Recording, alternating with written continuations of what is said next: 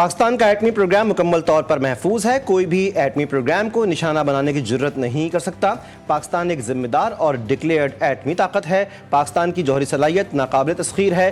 DGISPR lieutenant general Ahmad شریف نے غیر ملکی نیوز چینل کو انٹرویو میں کہا، بھارت نے دہشت گردی کو پاکستان کے خلاف بطور پالیسی اپنایا ہوا ہے۔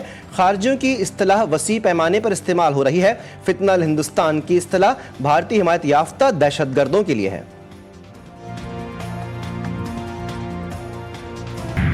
7.5 لاکھ میٹرک ٹن چینی برآمد کرنے کے بعد 5 لاکھ ٹن چینی درآمد کرنے کی تیاری۔ پہلے مرحلے میں 2 لاکھ ٹن چینی کے لیے ٹینڈر جاری کیا جائے گا۔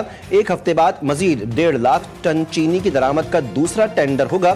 وفاقی وزیر رانا تنویر حسین نے چینی درآمد سے متعلق اسٹیئرنگ کمیٹی اجلاس کی سربراہی کرتے ہوئے بتایا، چینی کی درآمد پر تمام ٹیکسز سے استثناء دیا گیا ہے۔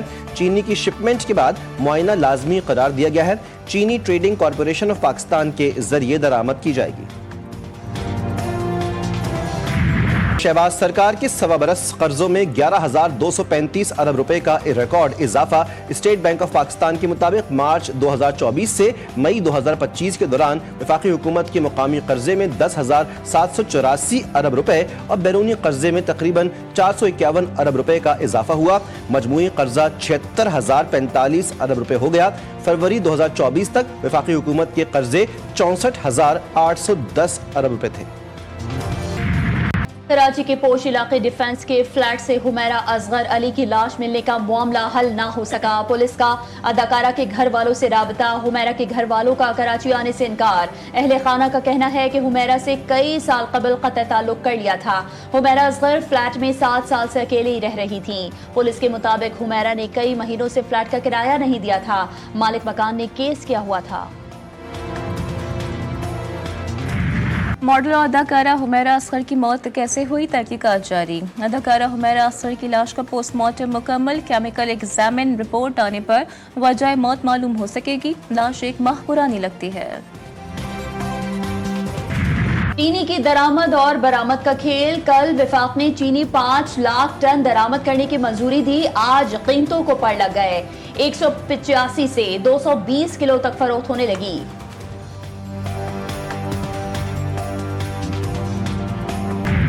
زرعی اصلاحات پر عمل درآمد کا خاص کسانوں کو آسان قرضوں کی سہولت سے ہوگا۔ زرعی فائنینسنگ کے لیے پبلک پرائیویٹ پارٹنرشپ کا طریقہ کار اختیار کیا جائے گا۔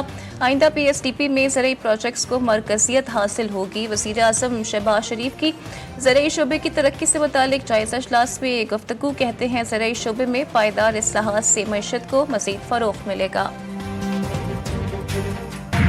امریکہ نے بھارت کے جھوٹے بیانیے کو مسترد کر دیا۔ ترجمان امریکی محکمہ خارجہ سے بھارتی پروپیگنڈے پر سوال۔ صحافی نے ٹیمی بروس سے پوچھا، مودی سرکار کہتی ہے پاک بھارت جنگ رکوانے میں صدر ٹرمپ کا کوئی کردار نہیں۔ ٹیمی بروس کا کہنا تھا نائب صدر JD وینس اور وزیر خارجہ مارکو روبیو مذاکرات میں شریک رہے۔ وزیر خارجہ مارکو روبیو نے آج بھی کہا کہ ہم نے پاک بھارت جنگ رکوائی، ہر کوئی اپنی رائے دے دیتا ہے، تاہم مذاکرات سے متعلق دیگر موقف غلط ہیں، لوگ اصل میں دیکھ سکتے ہیں کہ واقعی میں کیا ہو رہا ہے۔ ایرانی وزیر خارجہ عباس اراغچی کی مکہ میں سعودی ہم منصب فیصل بن فرحان سے اہم ملاقات۔ اسرائیل ایران جنگ کے بعد کی صورتحال اور 2 طرفہ تعلقات پر تبادلہ خیال۔ ایرانی وزیر خارجہ برازیل کے دورے سے واپسی پر سعودی عرب پہنچے۔ امریکی صدر ٹرمپ سے اسرائیلی وزیر اعظم نتن یاہو کی وائٹ ہاؤس میں دوسری ملاقات۔ اسرائیل حماس جنگ بندی پر تاحال پیش رفت نہ ہو سکی۔ ملاقات میں نائب امریکی صدر JD وینس بھی موجود تھے۔ صدر ٹرمپ اور نتن یاہو نے ملاقات کے بعد میڈیا سے گفتگو کی، نہ اعلامیہ جاری ہوا۔ امن کا واحد راستہ 2 ریاستی حل ہے۔ غزہ میں جنگ ختم نہ ہونا پورے خطے کے لیے خطرہ ہے۔ فرانسیسی صدر ایمانوئل میکرون کا برطانوی پارلیمنٹ سے خطاب، کہا برطانیہ اور فرانس کو انٹرنیشنل آرڈر کے تحفظ کے لیے مل کر کام کرنا ہوگا۔ ہمیں امریکہ اور چین پر حد سے زیادہ انحصار ختم کرنا ہوگا۔ یورپ یوکرین کو کبھی تنہا نہیں چھوڑے گا۔ غزہ میں اسرائیلی فوج کی بربریت، نہتے فلسطینیوں کی نسل کشی کا سلسلہ نہ رک سکا۔ گزشتہ روز مزید 95 فلسطینیوں کی جان لے لی گئی۔ پناہ گزین کیمپس اور رہائشی عمارتوں پر حملوں میں 16 افراد جان سے گئے۔ 8 افراد کو شاطی کیمپ میں نشانہ بنایا گیا۔ 30 سے زائد زخمی۔ غزہ میں ایندھن کی کمی کے سبب اسپتالوں میں موبائل کی روشنی میں زخمیوں کو امداد کی فراہمی۔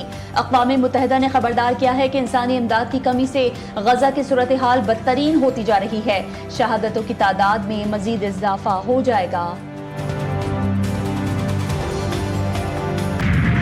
ٹرمپ اور نتن یاہو کا زہران بمباری کے نتن یاہو کی گرفتاری کے اعلان پر رد عمل۔ اسرائیلی وزیر اعظم نے کہا کہ میں اس بات سے پریشان نہیں۔ امریکی صدر نے زہران کو دھمکی دیتے ہوئے کہا کہ اگر زہران میئر بن بھی جاتے ہیں تو انہیں پیسہ وائٹ ہاؤس سے ہی لینا ہوگا۔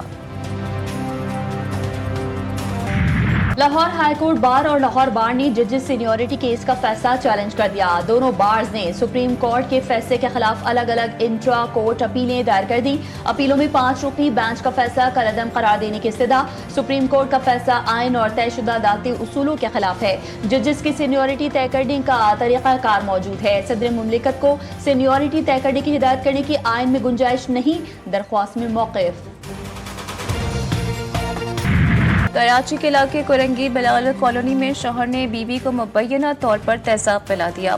خاتون دوران علاج اسپتال میں دم توڑ گئی۔ مقتولہ نور عائشہ کی شادی 7 سال قبل ایوب سے ہوئی تھی، 2 کمسن بیٹیاں بھی ہیں۔ مقتولہ کی والد کا کہنا ہے کہ بیٹی کو تیزاب پلایا گیا اور مارا پیٹا گیا۔ داماد کے ناجائز ٹک ٹاک اکاؤنٹ ڈیلیٹ نہ کرنے پر باپ جلاد بن گیا۔ راولپنڈی میں سفاق باپ نے بیٹی کی جان لے لی۔ واقعہ گزشتہ روز تھانہ روات کے حدود میں پیش آیا۔